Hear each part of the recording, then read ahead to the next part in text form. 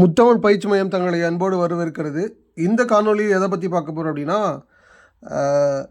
Railway தேர்வாணையத்தால் ஒரு short notice ஒன்று கொடுத்துருக்காங்க. ஸோ அது என்ன அப்படின்னு பார்த்தீங்கன்னா, குரூப் டிக்கானது. ஸோ இந்த எக்ஸாமை நிறைய பேர் இருந்திருப்பாங்க, சரிங்களா?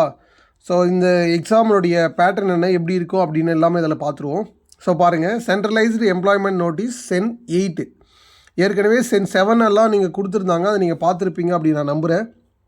அடுத்து நீங்கள் ஒரு வேளை அது பார்க்கல அப்படின்னா போய் பார்த்துட்டு வந்துடுங்க. அது யாருக்கானது அப்படின்னா, ஸ்கூல் டீச்சர்ஸ், அப்புறம் லைப்ரரியன், அப்புறம் லா, இது போல் நிறைய வேக்கன்சி. அதில் மொத்தம் 1036 வேக்கன்சி இருக்குது. அதை நீங்கள் போய் பார்த்துக்கலாம். ஸோ இதில் அப்படின்னு பார்த்தோம் அப்படின்னா, இது எப்போ சார் ஓப்பன் ஆகும் அப்படின்னா 23/1/2025.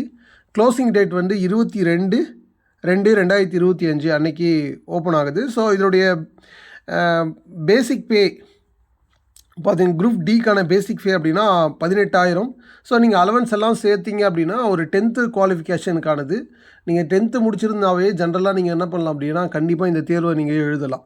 ஸோ அப்படி நீங்கள் இந்த தேர்வை எழுதும்போது அப்படின்னா, நீங்கள் தமிழ்நாட்டில் ஒரு அரசு பணிக்கு வேலைக்கு போகிறீங்க அப்படின்னா, நீங்கள் டிகிரி வாங்குகிற சம்பளத்தை அங்கே 10th வாங்கலாம். ரொம்ப ரொம்ப எளிமையாக தான் இருக்கும். என்ன அப்படின்னா, 2 கேட்டகரியாக உங்களுக்கு எக்ஸாம் நடக்கும். ஒன்று அப்படின்னா, ஃபஸ்ட்டு உங்களுக்கு எக்ஸாம் நடக்கும், சிபிடி நடக்கும். அது தொடர்ந்து அப்படின்னா ஃபிசிக்கல் ஒன்று நடக்கும். ஸோ அவ்வளோதான், வேறு எதுவும் இல்லை. அதுக்கப்புறம் மெடிக்கல் இதெல்லாம் சர்டிஃபிகேட் வெரிஃபிகேஷன் எல்லாம் முடிஞ்சிடும். ஸோ அதை வச்சு நீங்கள் வேலைக்கு போயிடலாம். இப்போ பாருங்கள், இதுக்கான இது என்ன அப்படின்னா, இதோட டீட்டெயில் மெடிக்கல் குவாலிஃபிகேஷன். ஸோ இது எல்லாமே அப்போது கொடுக்குறதா சொல்லியிருக்காங்க. இருந்தாலும் நம்ம ஜஸ்ட் தெரிஞ்சுப்போம். ஏஜ் பாருங்கள், ரொம்ப ரொம்ப முக்கியம். ஏஜ் 1/7/2025 அவங்க சொல்கிற டேட்டுக்குள்ளே என்ன அப்படின்னா 18 to 36 நீங்கள் முடிஞ்சிருக்கணும். ஸோ அந்த டேட்டில் இருந்தீங்க அப்படின்னா கண்டிப்பாக நீங்கள் அப்ளை பண்ணலாம். உதாரணத்துக்கு அப்படின்னு பார்த்தோம் அப்படின்னா, நீங்கள் அன்ரிசர்வ்டில் இருந்தீங்க அப்படின்னாக்கில் 89க்கு பின்னாடி பிறந்திருக்கணும், சரிங்களா? அதே போல் ஓபிசியாக இருக்கீங்க அப்படின்னா 86க்கு பின்னாடி பிறந்திருக்கணும், சரிங்களா? ஸோ இதே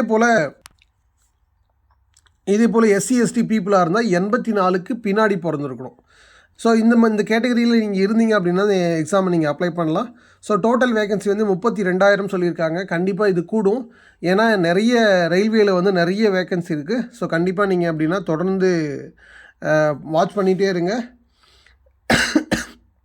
போட்டியாளர்கள் நமக்கு கிடைக்கிற ஒவ்வொரு வாய்ப்பும் சரியாக பயன்படுத்திட்டீங்க அப்படின்னாக்கல கண்டிப்பாக என்னது அப்படின்னா அடுத்தவங்களுக்கு ஈஸியாக இருக்கும், சரிங்களா? ஸோ பாருங்கள், இதுக்கான பேமெண்ட் சொல்லியிருக்காங்க. So 500 female, 3rd gender, ex service man இவங்களுக்கெல்லாம் 250, மற்றும் ஜென்ரல் கேட்டகரிக்கு 500. இதோட அமௌண்ட்டும் உங்களுக்கு என்ன அப்படின்னா, சிபிடி 1 அப்ளை பண்ணதும் அமௌண்ட் 100 மட்டும் எடுத்துகிட்டு மீதியை ரிட்டர்ன் பண்ணிடுவாங்க. ஸோ 400 உங்களுக்கு ரீஃபண்ட் ஆகும். இதில் 250 ரீஃபண்ட் கொடுத்துருவாங்க, சரிங்களா? ஸோ இந்த இதை நீங்கள் பயன்படுத்தி தொடர்ந்து படிச்சுட்டே இருங்க. உங்களுக்கு இது தொடர்பான கணித வகுப்புகள் இல்லை வேறு ஏதாவது வேணும் அப்படின்னா என்னோடய யூடியூப் பக்கத்தில் இருங்க. அதே போல் முத்தமிழ் பயிற்சி மையத்தின் சார்பாக ஆப் வெளியிட்டிருக்கோம். நீங்கள் அதில் போய்ட்டு அப்படின்னா கணித வகுப்புகளை நீங்கள் படிச்சுக்கலாம். நீங்கள் பே பண்ணி படிச்சுக்கலாம். உங்களுக்கு என்ன கேட்டகரி வேணுமோ அதில் நீங்கள் என்ன பண்ணுவோம், பே பண்ணி படிச்சுக்கலாம். ஸோ ரொம்ப ரொம்ப எளிமையான வழியில் நம்ம சொல்லி கொடுத்துருப்போம். ஏன்னா இதுக்கு 90 minutes தான். ஸோ அதுக்கு தகுந்த மாதிரி என்ன அப்படின்னா கிளாஸ் கொடுத்துருப்போம், நீங்கள் பார்த்துக்கலாம். முத்தமிழ் பயிற்சி மையத்தை எப்போதும் இணைந்திருங்கள். நன்றி, வணக்கம்.